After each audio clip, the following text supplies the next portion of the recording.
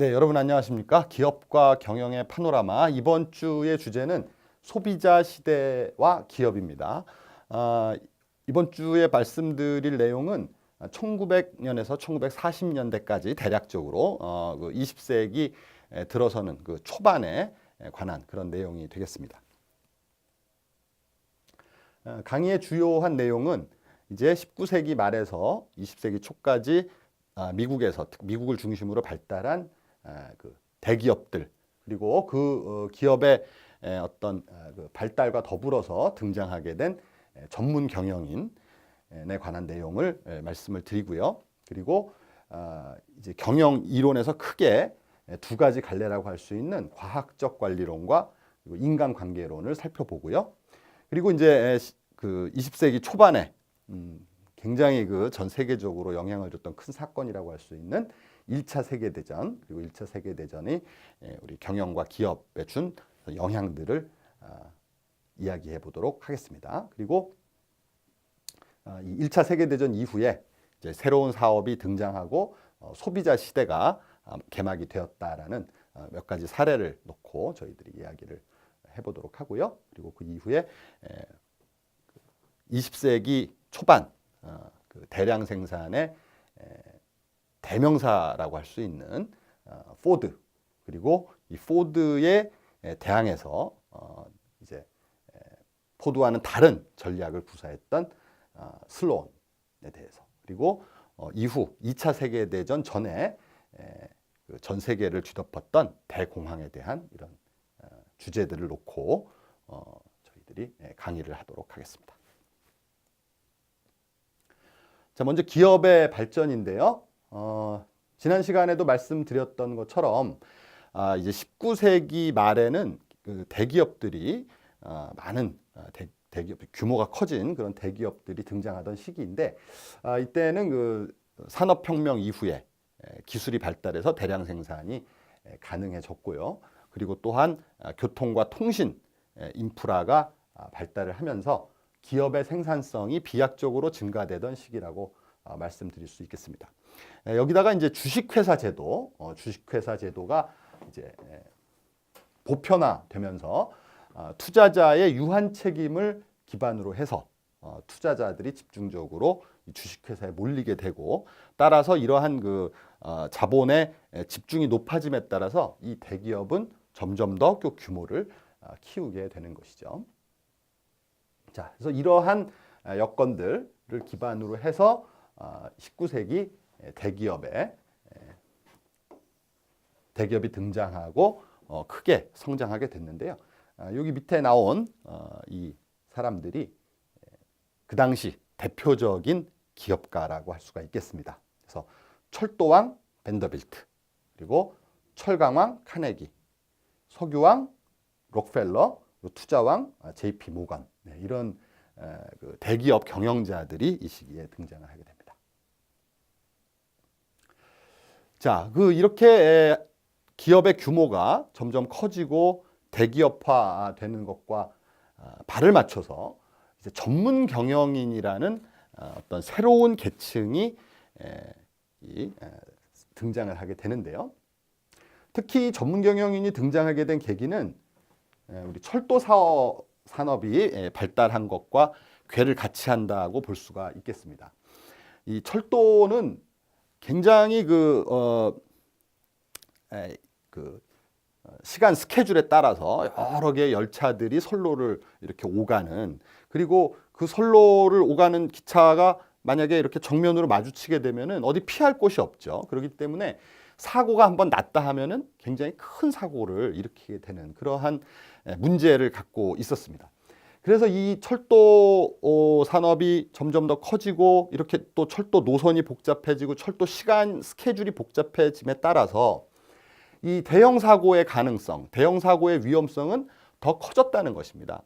그래서 이러한 사고를 예방하기 위해서는 보다 정교한 경영 기법이 필요해지게 됐다. 그래서 예전같이 주먹구구식으로 경영을 해서는 큰 사고를 막게 되니까요. 그래서 이 철도 산업에서 그 전문적인 어떤 경영 능력, 경영 기술이 필요하게 되었다는 것이죠.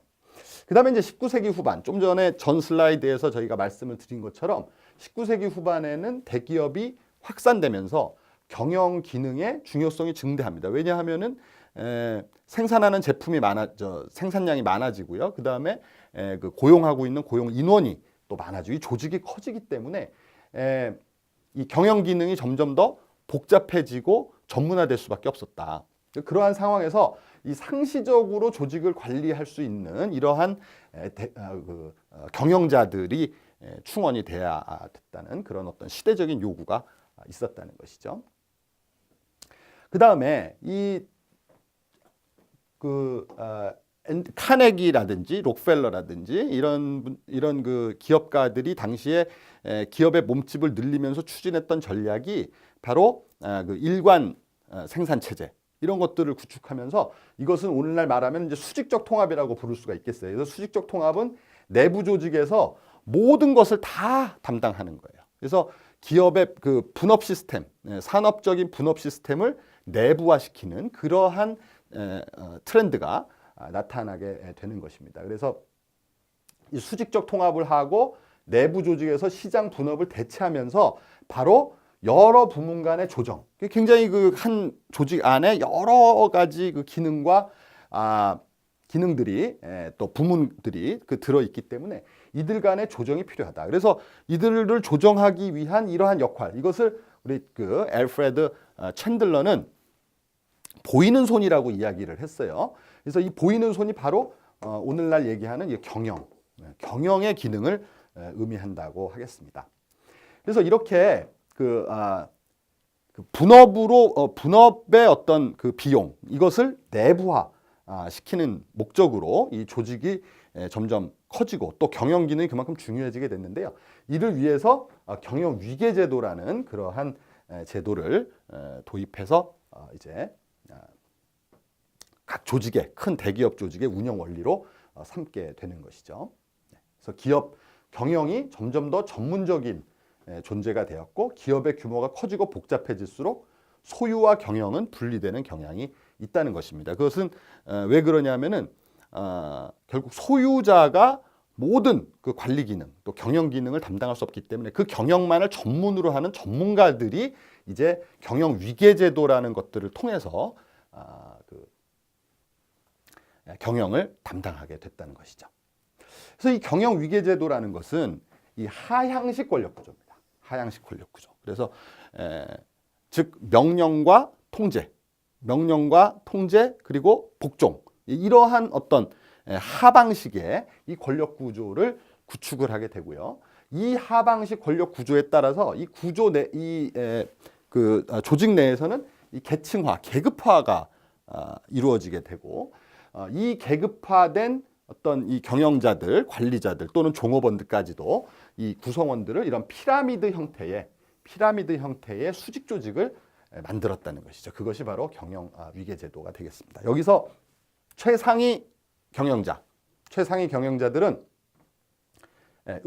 전략적 의사결정을 담당하고 그 다음에 이 중간 부분에 있는 중간 관리자는 운영적인 의사결정을 내리는. 그래서 의사결정의 수준이 이렇게 차별화된다는 것입니다. 그리고 이제 그것이 하급 관리자들에 가면 종업원들을 실질적으로 관리하고 통제하는 그런 기능들을 이제 수행을 하게 되는 것이죠. 그래서 이러한 어떤 경영 위계 제도는 사실 오늘날의 경영 의사 결정 구조와 굉장히 유사한 그러한 조직 구조를 이제 이때 만들어 가게 되는 것입니다. 자, 이러한 경영 위계 제도가 등장한 것은 앞에서도 말씀드렸지만은 기업의 규모가 성장하고 운영 범위가 확대되고 그리고 기업 내부에 여러 가지 기능들이 들어있기 때문에 한 사람이 이제 여러 가지 부문들을 다 관리할 수가 없죠. 그렇기 때문에 그 부문별로 특화된 어떤 관리자들을 두고 최고 경영자는 그 관리자들을 통해서 조직을 통제하는 이런 수직적이고 피라미드적인 이런 형태의 조직 구조가 필요해졌다는 것입니다. 자, 이러한 그 경영 위계 제도는 일방적인 의사결정과 이제 명령을 통해서 실행하게 되는데 이걸 통해서 거래 비용을 절감하게 됐다. 즉 하방식 일방적인 의사결정 구조를 가짐으로써 시장에서 생길 수 있던 여러 가지 거래 비용, 그리고 교섭 비용, 그다음에 협상 비용, 이런 여러 가지 그 비용들을 줄일 수 있었던 그런 거래 비용이 절감되는 효과를 가져올 수 있었다는 것입니다. 자, 이러한 그 전문 경영인 이 계층이 이제 이러한 배경을 통해서 이제 등장하게 됐는데, 알프레드 챈들러는 이것이 굉장히 우리 그 경영 역사에서 중요한 사건이라고 이야기를 하고 있습니다. 그래서 챈들러는 기업가의 시대, 즉 이제 기업을 스스로 오너가 기업을 일궈서 그 기업을 크게 만드는 그런 19세기 말 카네기나 록펠러의 시대 같은 그러한 기업가의 시대가 이제 끝나고 전문 경영인의 시대가 왔다라고 이야기를 하고 있어요. 그래서 그런 어떤 오너 경영자들이 그런 큰 조직을 경영하는 데는 분명히 한계가 있기 때문에 이제 그 경영을 전문으로 담당하는 그런 전문 경영인이 이제 기업의 핵심적인 기능, 즉 의사결정하는 기능, 그리고 전략을 수립해서 그걸 추진하는 그런 전반적인 그 조직의 모든 그 어떤 그 일상적인 그런 어떤 통제 그리고 권한이 전문 경영인에게 집중하게 됐다는 겁니다. 그 사람들은 비오너 경영자들이죠. 그래서 이 비오너 경영자들은 경영의 전문가들이라고 볼 수가 있어요. 그래서 이 사람들은 이런 전략, 재무, 회계, 오늘날 우리 경영학에서 배우는 여러 가지 지식들을 이렇게 배워가지고 이런 전문적인 능력을 갖췄던 그런 사람들이고요. 그러니까 이런 사람들, 이런 전문 경영인들을 내게 이런 지식들을 가르치는 이러한 학교와 또 그 지식을 전수하기 위해서는 그 연구가 필요한데, 이런 연구와 교육 기능을 담당하는 그러한 전문 경영대학원들이 이제 이 시기에 등장하게 됩니다. 그래서 다트머스 경영대학원이 이제 역사상 가장 최초의 경영대학원이라고 일컬어지는데 1900년도에 문을 열었고요. 그리고 우리가 잘 아는 오늘날 세계 최고의 경영대학원이라 할 수 있는 하버드 경영대학원이 또 1908년에 문을 열므로써 이제 이러한 교육기관을 통해서 이런 전문 경영자들이 대거 배출되게 되는 것입니다. 그렇지만 이제 이런 전문 경영인의 시대가 가져온 전문 경영인이 등장하고 전문 경영인에게 모든 권한이 집중되는 이러한 현상이 낳은 또 부작용도 만만치 않게 우리 지적이 되고 있는데, 그것은 이 전문 경영인들이 결국 이런 전문적 지식으로 무장은 했지만은 사실 이 사람들도 현장과 유리돼서 완전히 제일 피라미드의 꼭대기에서 현장과 유리돼서 하나의 관료화되는 그런 현상을 보이고 있다. 그리고 이 전문 경영인들은 결국 주주의 통제를 받기 때문에 주주 이익을 위해서 일을 하고, 그러기 때문에 이제 단기적인 어떤 이익을 냈을 때 계속해서 자기들이 그 자리에 있을 수 있는 것이죠. 그래서 이 사람들은 오너가 아니기 때문에 혁신하는 데는 별로 좀 소홀히 하는 그런 경향을 보이고, 안정을 추구하고 그리고 단기적인 이익, 그리고 주주의 이익. 왜? 주주들이 결국 이 사람들의 인사권을 쥐고 있기 때문에 이런 데에만 초점을 맞춰서 사실은 이 기업의 어떤 건강성 그리고 기업의 미래를 위한 투자에는 좀 소홀한 측면이 있다라는 비판을 받고 있습니다. 자, 다음에는 이제 경영 이론의 두 가지 흐름에 대해서 말씀드리겠습니다. 이전에도 한번 제가 소개를 드린 적이 있는데, 크게 보면은 이제 과학적 관리론과 인간관계론의 두 가지 큰 흐름을 우리가 볼 수가 있겠고요. 먼저 과학적 관리론을 본다면, 과학적 관리론 하면 우리가 먼저 떠올려야 되는 사람이 바로 이제 프레드릭 테일러라고 할 수가 있겠습니다. 이 사람은 현대 경영학의 창시자 또는 현대 경영학의 아버지 이렇게 불리우는 그런 굉장히 이제 중요한 그런 사람이라고 볼 수가 있겠습니다. 이 프레드릭 테일러는 변호사 집안에서 출생해가지고 하버드 법대에 입학이 허락이 됐는데 건강 문제로 이제 학업을 포기하고 미드베일 철강 회사라는 이 회사에 입사를 하게 됩니다. 그래서 거기서 이 관리자로 일을 하면서 시간 연구 또는 과학적 관리, 이 과학적 관리의 어떤 이론, 그리고 그것이 실제 본인이 일하고 있는 조직 내에서 그것들을 검증하는 이러한 그 연구 작업을 수행해서 이러한 굉장히 그 오늘날 큰 영향을 미치고 있는 책들을 저술을 했던 그런 사람이라고 말씀드릴 수 있겠고요. 이 당시 이제 미국의 어떤 그 산업은 대기업, 대형화되는 그러한 추세에 있었다는 것을 말씀을 드렸는데, 여기선 굉장히 많은 노동자들이 이제 일을 하는데, 이 사람들은 대부분 이제 비숙련 노동자들인 거죠.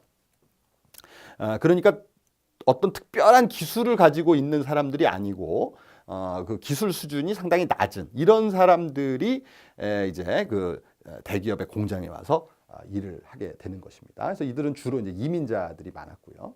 그래서 이 사람들의 어떤 능력, 이게 개개인마다의 그 능력을 다 이렇게 개발을 해가지고 성과를 높일 수도 있겠지만, 워낙 그 숫자가 많기 때문에 그렇게 개별적으로 다 할 수가 없는 것이죠. 그렇기 때문에 이제 이 테일러는 이 노동자들의 작업을 분석해서 이것을 조금 어떻게 더 개선시킬 수 있는 방법, 또 개선을 하기 위해서는 결국은 낭비를 줄이는 이런 방법을 연구해서 모든 작업자들마다 그러한 낭비를 줄일 수 있다면 결국 조직 전체적인 성과를 높일 수 있지 않겠는가, 이제 이런 생각을 했던 것이죠. 그래서 이분이 이제 그 테일러가 얘기하는 과학적 관리라는 것은 결국 적정 일과를 기준으로 계획적 생산을 하자. 그래서 그 계획을 정말 적정하게 세우고 그 계획을 달성한다면 결국 최대한의 생산성을 높일 수 있는 길이 아니겠는가, 이렇게 생각을 한 거예요. 그래서 우리가 예를 들면 하루에 10개를 생산했다. 그럼 이 10개를 과연 이게 많이 생산한 건지 적게 생산한 건지 우리가 알 수가 없죠. 그래서 적정한 일과를 기준으로 계획을 세우게 되면은 10개를 생산했을 때 이게 계획을 초과한 건지 아니면 계획보다 못한 건지, 이걸 통해서 정말 적정 생산성이 유지가 됐는지를 판단할 수 있다는 그런 생각에 기반을 하고 있는 것입니다. 그래서 이제 앞에서도 말씀드렸지만은 이 테일러는 각 그 개별 노동자들 그리고 개별 작업의 작업들을 분석을 했어요. 그래가지고 노동자 한 명이 해당 작업에서 공정한 하루 과업량, 즉 a fair day's work, 이것을 하나의 기준으로 정하고 그 기준을 토대로 해서 이제 생산량을 계획을 했던 것이죠. 이렇게 하게 되면은 앞에서 말씀드린 것처럼 하루 과업량, 공정한 하루 과업량을 달성하면 이건 좋은 생산성이고, 하루 과업량을 달성하지 못하면 뭔가 문제가 있었다, 이렇게 판단할 수 있는 기준이 되고요. 그것들을 기준으로 해서 노동을 계량화시킬 수 있었다. 그러니까 노동력을 얼마를 투입해야지 우리가 조직에서 원하는 수준의 생산할 수 있을 것인지, 이런 것들을 분석해낼 수 있다라는 것입니다. 자, 그래서 이 과학적 관리는 가장 키는 현장의 비능률 요인, 즉 낭비적인 요인을 발견하고, 이 낭비적인 요인을 어떻게 하면 감소시킬 수 있겠는가? 이 감소시키는 방법이 바로 이 과학적 관리법이 되는 것이죠. 자, 그래서 이런 관리, 우리 경영이라는 것도 이젠 더 이상 주먹구구식으로 또 감에 의해서, 그전까지는 감에 의해서 이게 참 잘했다 못했다 이렇게 판단하는데, 이것을 하나의 계량화되고 수치화하고 이렇게 함으로써 최선의 관리는 결국은 이런 법칙과 원리를 토대로 해서 만들어낼 수 있는, 즉 경영학도 하나의 과학과 같이 이렇게 법칙화시킬 수 있다, 이렇게 주장을 했던 것입니다. 그래서 이제 주요한 내용을 살펴보면은 과학적 작업 방식, 우리가 작업을 연구했다 그랬잖아요. 그래서 그걸 작업을 연구해 가지고 과연 어떻게 하는 게 가장 작업을 능률적으로 할 수 있겠나, 이것을 분석해서 합리적인 방법을 찾으려 했다는 것이고요. 그 다음에 그 작업에 맞는 노동자, 그 작업에 맞는 작업자의 기준을 제시함으로써 사실은 과학적인 근로자 선발, 그래서 그 근로자들이 작업에 맞는 체격과 성격을 소유한 그런 사람들을 애초부터 채용을 한다면 보다 이 작업의 어떤 능률성, 작업의 생산성이 높아지지 않겠는가, 그렇게 생각을 하게 되는 겁니다. 그 다음에 이제 이 과학적 관리의 또 중요한 내용이 뭐냐면은 아무리 작업에 맞는 체형을 가진 이런 사람들을 채용을 해도 이 사람들이 어떤 의욕을 가지고 작업에 임하지 않으면 그 작업의 능률이 오를 수가 없겠죠. 그래서 그 어떻게 하면 작업자들의 능률을 높여주겠는가? 이것을 이 테일러는 바로 이 성과급에서 찾았다는 것입니다. 성과급. 그래서 이제 그 전에는 몇 시간 일했느냐 이거에 따라서 임금을 지급을 했다면 이 테일러는 이제 인센티브 제도, 즉 성과급 제도를 도입해 가지고 생산량에 따른 임금을 지급해서 이 작업자들로 하여금 좀 더 많은 생산량을 거두도록 이렇게 동기부여하는 그러한 제도를 만들었다는 것이죠. 자, 그 다음에 이 관리 활동, 이 각각의 서로 다른 이런 작업들을 하는 그런 작업자들을 관리를 하기 위해서는 한 사람이 모든 사람을 다 관리할 수 없다 그랬죠. 아까 조직도 커지고 하기 때문에. 그래서 이걸 분야별로 나누게 됩니다. 그래서 어떤 특정한 공정, 특정한 작업의 그룹을 한 관리자들이 나눠서 업무를 그 분야를 나눠서 이제 관리하게 되면은 작업자만 그 작업에 익숙해지고 전문화되는 것이 아니라 바로 이 관리자들 역시 그 해당 작업의 이 전문가가 돼가 좀 더 과학적인 관리를 할 수 있게 된다는 것이죠. 그래서 이러한 그 관리자들을 과업 성격에 맞게 기능별로 나누어서 관리를 맡게 되었습니다. 자, 이러한 그 과학적 관리는 길브레스가 얘기하는 동작 연구 그리고 시간 연구. 그래서 동작 연구, 시간 연구 여기에 영향을 주게 되는데 사실 이 테일러의 과학적 관리를 스톱워치의 과학이라고 불리웁니다. 그것은 테일러가 각 작업을 분석하기 위해서 그 각 작업자 앞에 스톱워치를 두고 과연 이 하나의 동작을 취하는데 그 어떤 작업을 할 때 필요한 여러 동작들이 과연 얼마 가장 낭비 없이 그 동작을 취한다면 얼마가 걸릴지 이렇게 시계를 가지고 이렇게 계산해서 그것을 동작 연구 또는 시간 연구다 이렇게 이야기를 합니다. 네. 그 다음에 이제 이 과학적 관리는 특히 대량 생산 시스템에서 어떻게 하면 이 작업자들과 작업을 관리할 것인가에 관한 내용이기 때문에 이것이 이 대량 생산의 대명사라고 볼 수 있는 헨리 포드의 컨베이어 벨트 시스템 이런 것들을 통해서 이 과학적 관리론이 실현이 되었다, 현실화되었다고 말씀드릴 수가 있겠습니다. 자, 이렇게 이제 테일러가 과학적 관리법을 이야기하고 이렇게 했는데 이러다 이 사실은 테일러의 근본적인 어떤 고민은 노동자들이나 또는 경영자들 둘 다 뭔가 같이 윈윈할 수 있는 그런 방법. 즉 경영자들은 생산량을 높여서 좋고 또 노동자들은 그만큼 인센티브를 받게 되기 때문에 성과급을 받아서 둘 다 많은 돈을 벌 수가 있는 거죠. 이런 방법으로서 제시를 했는데 사실은 이 경영자들은 이것을 그 노동자들에게 어떤 향상된 생산성의 일부를 나눠주는 것보다는 이것을 그냥 그 생산성 향상 도구로서만 활용하는 그래서 생산성의 과실을 자본가가 독차지하는 그러한 경향이 나타났다는 것이죠. 그래서 노동자들은 이 과학적 관리법 도입을 거부한다 이렇게 선언을 했고요. 이것은 테일러가 애초에 이야기했던 노사 공동 번영, 즉 노동자도 잘 살고 그리고 이 경영자들 또 더 나아가서는 이 자본가들도 부를 그만큼 얻을 수 있는 이런 방법으로 개발하는 그런 애초 취지하고는 달랐다는 것입니다. 네. 자, 그래서 이 테일러가 이렇게 얘기를 했어요. 종업원의 번영이란 임금뿐만이 아니라 타고난 능력이 허락하는 최대한의 일을 하는 것이다. 이렇게 하는 것이다. 이렇게 이야기를 했는데 결국은 이 말이 노동자들에게 최대한 뭔가 착취를 하겠다. 이런 말로 비칠 수가 있는 것이죠. 네. 자, 그래서 이 안토니오 그람시 이태리의 공산주의자인데요. 이 사람이 이렇게 비판했어요. 이 테일러의 이러한 생각들은 결국 미국 사회의 진정한 목적, 미국 사회는 굉장히 자본주의가 가장 발달한 나라가 미국이지 않습니까? 그래서 미국이란 나라가 운영되는 결국 목적이 결국 여기서 나오는 거다. 뭐냐? 그것은 뭐냐?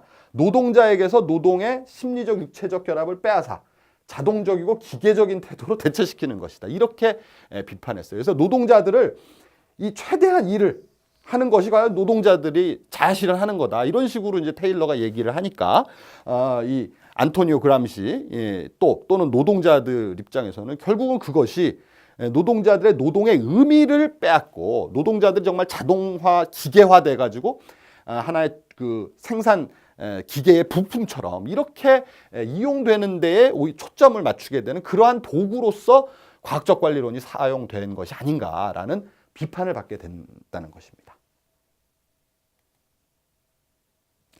그 이제 포드가 아까 제가 앞에서 말씀드린 것처럼 그 테일러의 과학적 관리론을 실제 경영 현장에서 구현했던 그 사람이 이제 포드라고 할 수 있겠는데, 이 포드는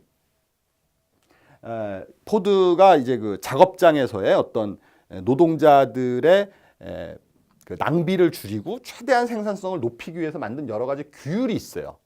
그 규율을 보면은 직원들의 감시를 강화했다든지 또는 노조를 결성하려는 사람들에게를 해고시키고 굉장히 그 노조의 적대적인 그러한 경영 방침을 가지고 있었다는 점. 그리고 뭐 음주나 도박하나 이렇게 좀 도덕적으로 문제가 있는 직원들은 그냥 즉시 해고. 그리고 뭐 흡연 규제 이런 굉장히 그다음 공포에 의한 경영 이런 식으로 굉장히 그 억압적이고 통제적인 그러한 그 규율을 가지고 있었다는 것이, 이게 바로 과학적 관리론이 얘기하고 있는 그러한 그 어떤 정신을 결국 보여주는 것이다. 이렇게 비판을 할 수 있게 하고 있는 것이죠. 자, 그래서 테일러는 노동을 발견했고 포드는 그러한 그 노동의 어떤 테일러가 발견한 노동의 가치, 노동이 어떻게 생산에 활용이 될 수 있는가, 이 노동의 가치를 포드는 이걸 대규모 어떤 작업장에서 대량 생산 시스템으로 구축했던 사람이다. 그렇지만 아직도 노동의 주체가 뭐죠? 사람이죠, 사람. 결국 포드나 테일러나 포드는 노동자를 사람이라고 하는 그러한 어떤 가장 기본적인 부분을 망각 또는 무시했다라는 것이죠. 그리고 그런 것들 굉장히 계량화시키고 수치화시키고 어떤 기계적인 접근 이런 것을 했다라는 비판을 받고 있는 것입니다. 그래서 대부분의 경영자들은 인간적인 경영보다는 생산을 위한 도구로서 인간을 취급했고 결국 이들에게 있어서 노동은 뭔가 효율적으로 조직해야 되는 어떤 것이었다라는 것입니다. 그래서 이러한 어떤 과학적 관리론의 흐름에 반대해서 나타난 것이 인간관계론인데요. 그 부분은 다음 시간에 또 이야기해 보도록 하겠습니다. 오늘 강의 여기까지 하겠습니다. 감사합니다.